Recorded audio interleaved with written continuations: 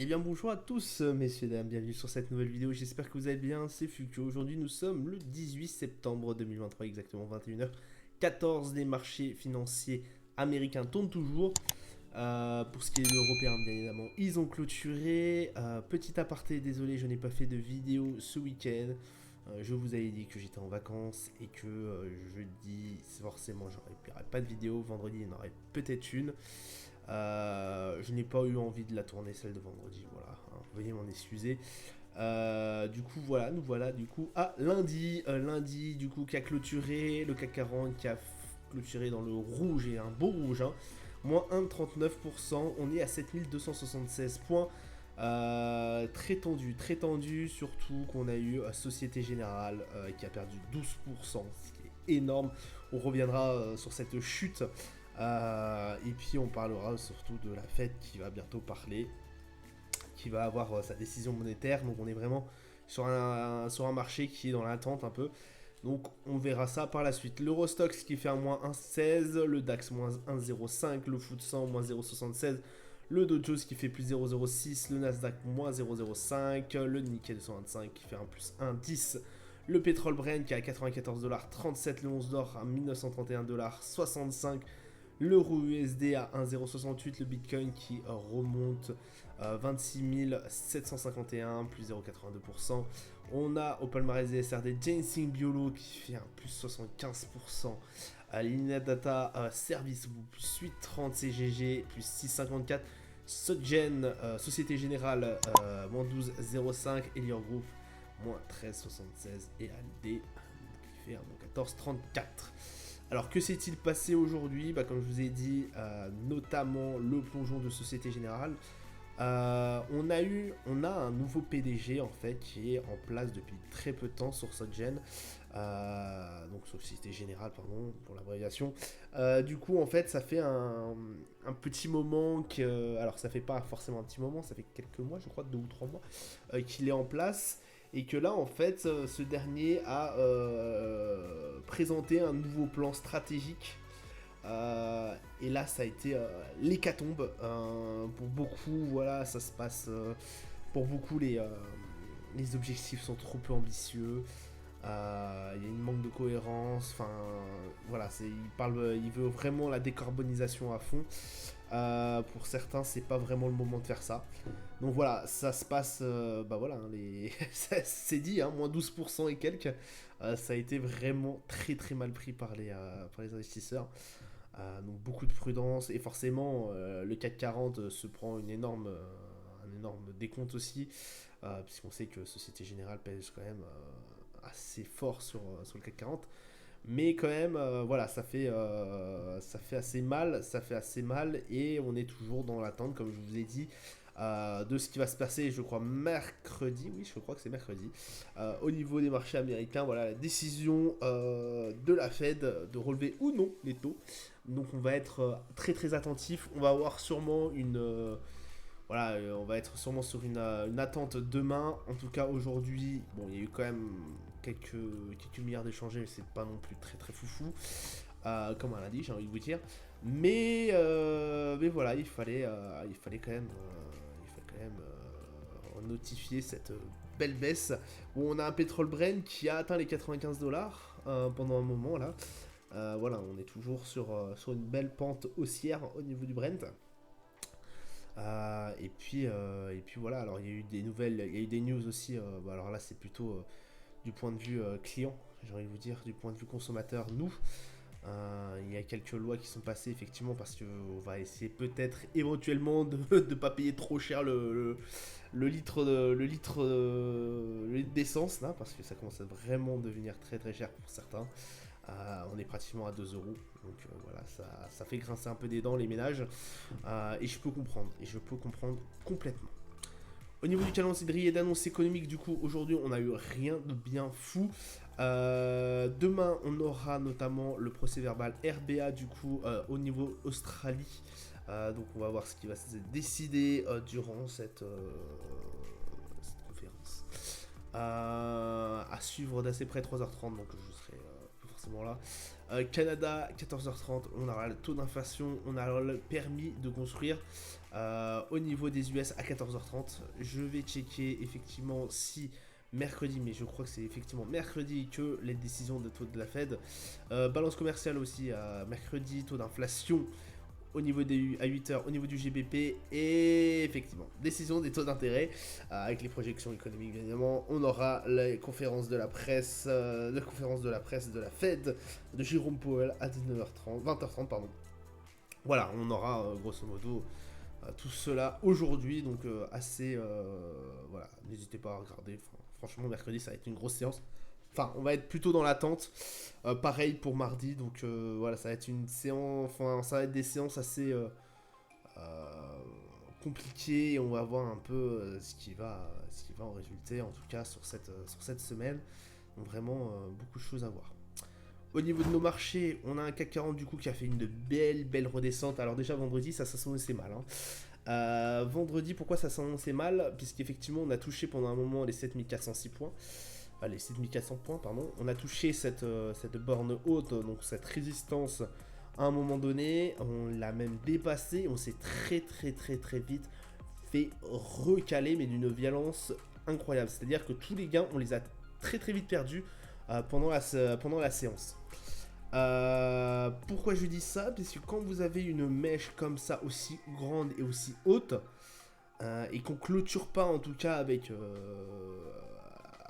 vraiment sur les 7400 ou voire un peu en dessous, mais vraiment avec un très petit corps au niveau de la bougie japonaise, là franchement ça veut dire qu'il y a des énormes positions vendeuses qui ont été prises. Et là, on voit que les positions vendeuses ont fait douter le marché et ont fait rebasculer en vente. Donc là, vraiment, c'était à prévoir. Alors, je pensais pas une aussi grande bougie rouge. Attention là, parce que c'est vraiment en train de redescendre assez bas. On est à 48 au niveau du RSI. Bon, un MACD qui cherche toujours, parce que forcément, on est en range. Cela ne me paraît... Voilà, ça, j'en suis presque pas pratiquement sûr, mais je parierais fortement sur encore une baisse pour aller chercher nos 7203 points, et ça voilà, ça me paraîtrait assez cohérent, j'ai envie de vous dire. Pour les DAX, pareil, on a touché pratiquement les 16 000 points, on a été assez proche, pareil, très petit corps sur la bougie japonaise, 15 719, donc là on a une belle descente aussi. On est à 46, donc on est un peu plus impacté au niveau du RSI, on est bien en dessous, bien en dessous de la moyenne, effectivement, qui est à 50, donc là 46, on est un peu plus impacté. Un MACD forcément qui cherche sa tendance. On est toujours dans cette range entre les 16 000 pardon, et les 15 600. Le Brent qui continue, j'ai envie de vous dire, sa petite hausse. Alors là, on stagne un peu, on voit qu'on a du mal quand même à prendre un peu de la hauteur, à prendre un peu en fait du corps de la bougie. On a un peu du mal à venir aller au-dessus, à chercher du bleu, alors pour moi, du vert pour vous, mais on a du mal à avoir des belles séances haussières. On cale un peu, ça fait quelques séances. C'est possible qu'on aille chercher du rouge pendant un moment. Voilà, aux alentours des 95 points, 95 pardon, dollars le baril. À mon avis, il est possible qu'on tombe un peu sur les dents. Alors pourquoi je vous dis ça? Puisqu'on voit que, comme je vous le dis, ça met on n'a pas énormément, on n'a pas un corps énorme au niveau de la bougie. On n'a pas énormément de choses à dire non plus, puisqu'effectivement, on n'a rien grignoté, hein, entre la séance de vendredi et aujourd'hui, on n'a vraiment rien bouffé, quoi. La plus grosse séance qu'on avait, ça a été jeudi dernier. Où on a eu une belle hausse, en tout cas où on est passé des 91 et quelques 91 pardon, dollars le baril à plus de 93, voire on a touché les 94. Donc mine de rien, là on voit que le mouvement haussier peut commencer un peu à s'estomper. Ça m'étonnerait pas qu'effectivement on ait quelques séances baissières par la suite.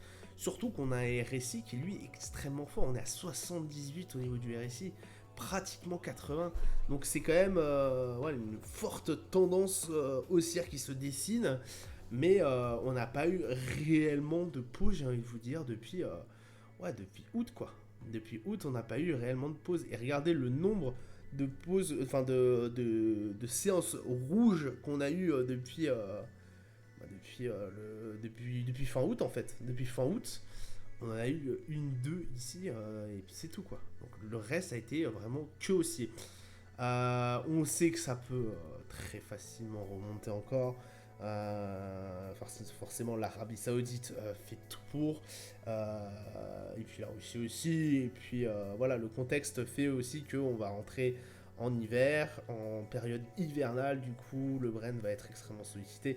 Voilà, il n'y a rien qui est fait en ce moment pour que le Brent redescende en dessous des 90 dollars le baril ou même n'atteigne pas les 100 dollars. Voilà. Bon, moi j'avais fixé un cap à 95, donc j'ai réussi mon trade, qui était assez long terme, j'ai envie de vous dire, qui a duré quelques jours, mais voilà, un beau trade. Pour moi, c'est la chose qui est qui était le plus rentable et qui, à mon avis, était le plus facile à faire. Le mettre à 100 dollars, je sais pas si pour l'instant on serait capable. Je sais pas pour l'instant si on en serait capable. Vous voyez, là, on est en train de copoter un peu. Voilà, méfiez-vous, c'est possible d'essayer d'en passer un à 100 dollars et quelques, enfin, aux alentours des 100 dollars. Mais soyez assez prudent, en tout cas, pour le Brent. Le 11 d'or, lui, par contre, je vous avais bien dit qu'il allait bien redescendre. Ça s'est passé jeudi. Jeudi, on est bien descendu, on a bien touché les 1900 dollars. Bon, là, on est remonté. Certes, on a un beau corps de bougie là aussi sur cette séance, comme un peu vendredi. Alors vendredi, on a réduit un peu, on a eu quand même une belle mèche, mais on a un RSI quand même qui est assez fort. On a 55 au niveau du RSI. Bon, on est toujours dans une phase de descente, oui, mais là on voit que peut-être potentiellement on serait plutôt dans une phase de range. Je vous explique pourquoi.